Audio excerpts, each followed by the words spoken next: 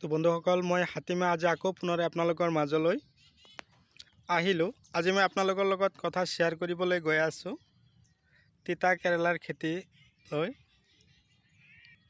তো তিতা কেৰেলা ক'বলৈ গ'লে ধৰক গুণৰে ভৰা এক ধৰণৰ চব্জি, যাক নেকি আমি ঔষধিক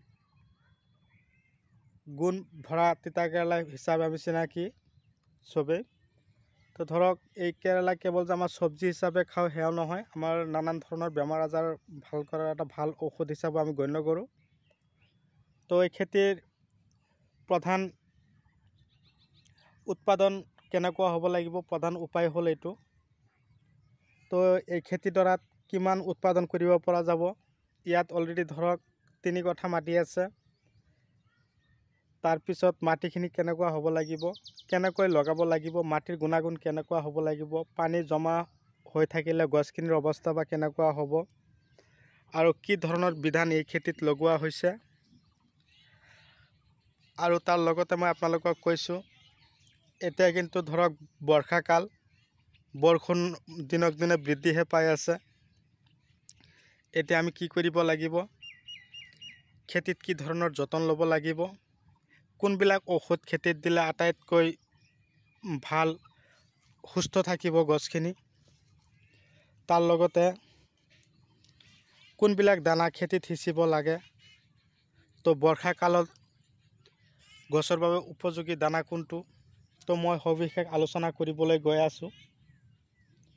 কথা হ'ল, আপোনালোকে যদি মোৰ চেনেলৰ এতিয়াও নতুন হৈ আছে তেনেহ'লে দেৰি নকৰি মোৰ চেনেলখন ছাবস্ক্ৰাইব কৰিব, কাষত থকা বেল ঘণ্টিটো লাহেকৈ বজাই দিব, আৰু যিমান পাৰে মোৰ ভিডিঅ'খিনি আপোনালোকে শ্বেয়াৰ কৰিব, যাতে মই আপোনালোকৰ মোৰ এই ভিডিঅ'ৰ মাধ্যমেদি আপোনালোকক মই সহায় সহযোগিতা ও আপোনালোকৰ লগত কথা বতৰা ভালদৰে পাতিব পাৰোঁ, বা আপোনালোকক সহায় সহযোগিতা আগবঢ়াব পাৰোঁ। তো আলোচনা কৰিবলৈ গৈ আছোঁ। প্ৰথমতে মাটিডৰা কেনেকুৱা হ'ব লাগিব। যদিও বৰ্ষাকাল তেনেহ'লে আপোনালোকে নিশ্চয় অৱগত যে মাটিখন ওখ এঢলীয়া মাটি, পানী জমা নোহোৱা, অম্লতা বেছি থকা মাটি। অম্লতা বেছি থাকিলে মাটিত বা হিউমাছযুক্ত মাটিত তিতা কেৰেলা খেতিৰ বাবে বৰ উপযোগী। এই মাটিত যেতিয়া হাল মৰা হৈছিল, প্ৰথম অৱস্থাত কোমোৰা খেতি আছিল। মই আপোনালোকক সিদিনাখন ভিডিঅ' দিছিলোঁ এই খেতিৰে। তো কোমোৰা 3 কঠা মাটিত ধৰক 86 বা 88 হাজাৰমান টকা বিক্ৰী কৰা হৈছিল। এতিয়া আকৌ তিতা কেৰেলা লগোৱা হৈছে।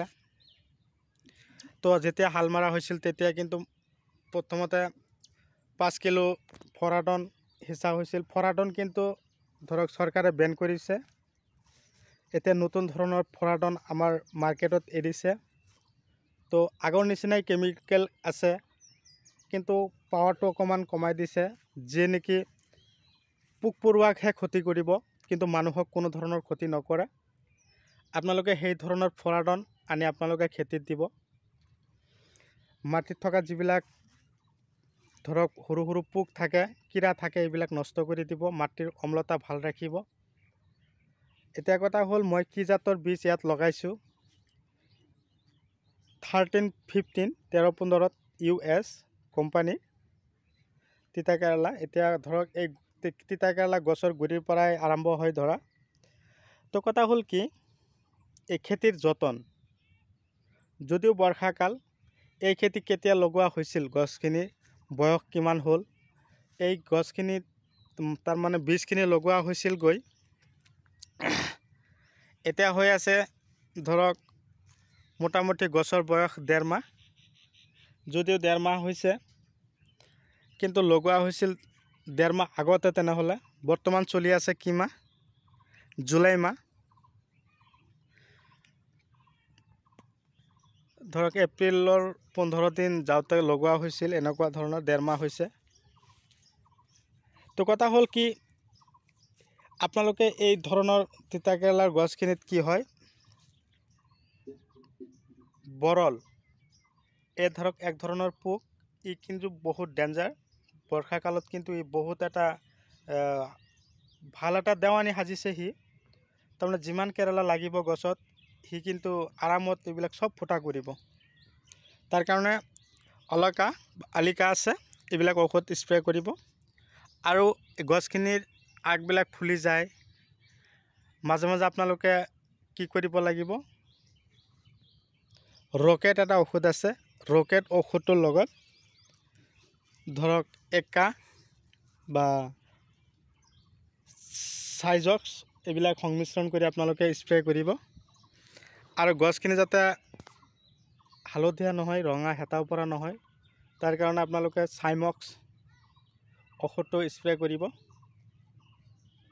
তো কথা হ'ল কি, 3 কঠা মাটিত কিমান উঠাব পৰা যাব, ধৰক কেৰেলা 4-5 দিন পিছে পিছে কাটিব লাগে, 4 দিন।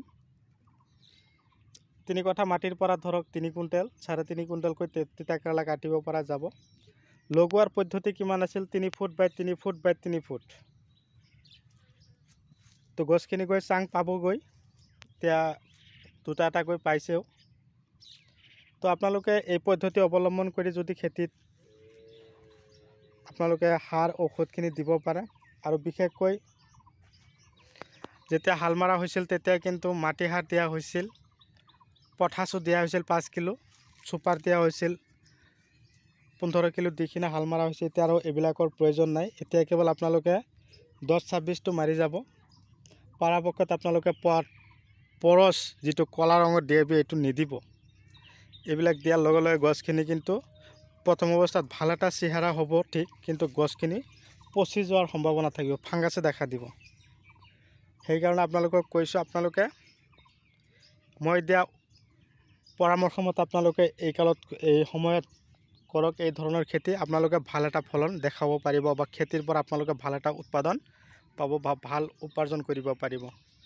তো বন্ধুসকল, মোৰ ভিডিঅ' কেনে পালে বা মোৰ ভিডিঅ'ৰ পৰা আপোনালোকে কি ধৰণৰ মতামত দিয়ে চাই আপোনালোকে দিয়ক, যাতে মই আপোনালোকক যাতে ইয়াতকৈ আৰু ভাল ধৰণে ভিডিঅ'খিনি আপোনালোকৰ ফালে পঠিয়াব পাৰোঁ। যদি কিবা কথাত কিবা প্ৰব্লেম হৈছে বুজাত, আপোনালোকে কমেণ্ট কৰিব, মই আপোনালোকক যিমান পাৰোঁ সহায় সহযোগিতা আগবঢ়াম। আৰু এই আলিকা যিটো ঔষধৰ নাম ক'লোঁ, যদি এইটো নাপায়, ধাত এটা ঔষধ আছে, ধাত, এইটো আপোনালোকে পাৰিলে এদিন পিছে পিছে একদম মৰ্ণিং বা আবেলি সময়ত আফটাৰনুন উৰাই স্প্ৰে কৰিব, চাব আপোনালোকৰ গছত আৰু এই বৰলে ডিষ্টাৰ্ব নকৰে। ভিডিঅ' কেনে পালে মোক কমেণ্ট কৰি জনাব। তো মই আজি আপোনালোকৰ মাজৰ পৰা বিদায় লৈছোঁ। পৰৱৰ্তী ভিডিঅ'ত মই আপোনালোকক পুনৰাই লগ পাম, সেই আশাৰে ধন্যবাদ।